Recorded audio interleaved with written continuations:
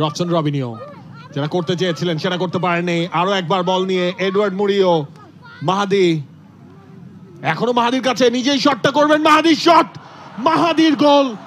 যেই বসুন্ধরা কিংস অ্যারেনায় করে খেলছিলেন, একের পরে একটা চেষ্টা চালিয়ে গেছেন তিনি।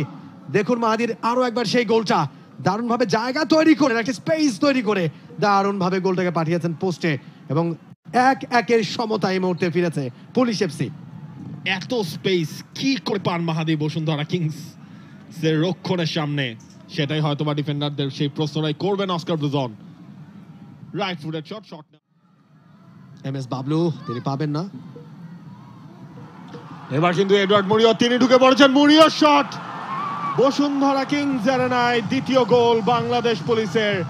এডওয়ার্ড মুরিও ডিজার্ভ করছিলেন, বলছিলাম দম লাগিয়ে খেলছেন তিনি।